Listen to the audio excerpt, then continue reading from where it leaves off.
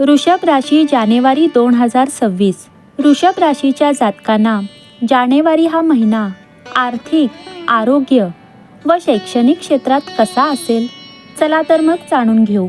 करिअरच्या दृष्टिकोनातून हा महिना चढ उतारांनी भरलेला असेल, कारण राहू हा संपूर्ण महिनाभर 10व्या घरात राहील, ज्यामुळे तुमचा हुकुमशाही स्वभाव वाढेल. पण गुरु हा दुसऱ्या घरापासून 10व्या घरात दृष्टी ठेवेल, ज्यामुळे तुम्हाला माहितीपूर्ण निर्णय घेण्यास मदत होईल. तरी तुम्ही अति आत्मविश्वास टाळावा.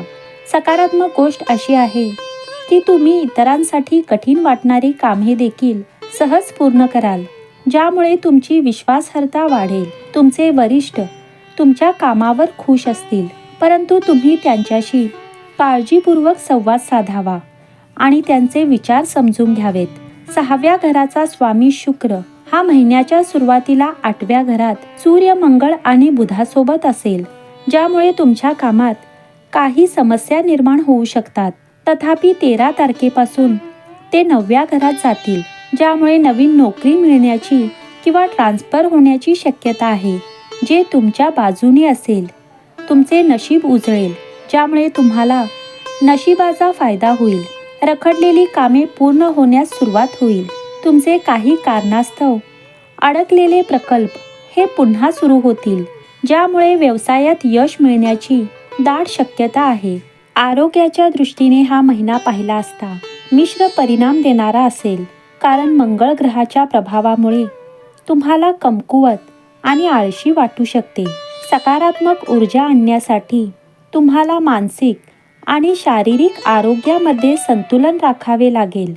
अनियमित दिनचर्येमुळे होणाऱ्या समस्या टाळण्यासाठी तुम्हाला योग्य आहार आणि जीवनशैली राखावी लागेल. यामुळे तुम्हाला जुन्या आरोग्य समस्यांपासून मुक्तता मिळू शकेल. ताण कमी करण्यासाठी तुम्ही एखादे पुस्तक वाचू शकता किंवा एकटे काही वेळ घालवू शकता, ज्यामुळे तुमचे आरोग्य सुधारण्यास मदत होईल. या महिन्यात तुमचे शरीर हे स्पष्टपणे बोलेल.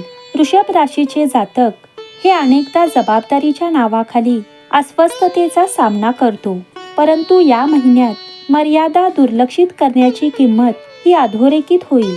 तुम्ही एक शाश्वत आरोग्य दिनचर्या तयार करा. मान, घसा किंवा खांद्यावरील ताणाकडे लक्ष द्या. आर्थिक दृष्टिकोनातून हा महिना मजबूत आहे आणि वृषभ राशी त्यांना हाताळण्यासाठी सुसज्ज आहे. आर्थिक आघाडीवर या महिन्याच्या सुरुवातीला खर्च आणि उत्पन्न हे दोन्हीही वाढू शकतात.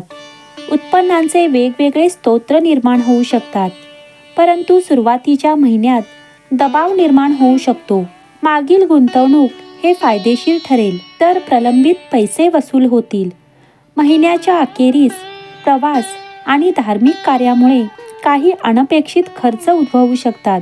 जर तुम्ही गुंतवणूक, व्यवसाय कल्पना किंवा मोठ्या खरेदीचा विचार करत असाल, तर जानेवारी हा महिना संशोधनासाठी आदर्श आहे. आता गोळा केलेली माहिती नंतर फायदेशीर ठरेल. पैशावरील नियंत्रणामुळे कधीही जास्त कमाई करण्यापेक्षा आत्मविश्वास हा लवकर परत मिळतो.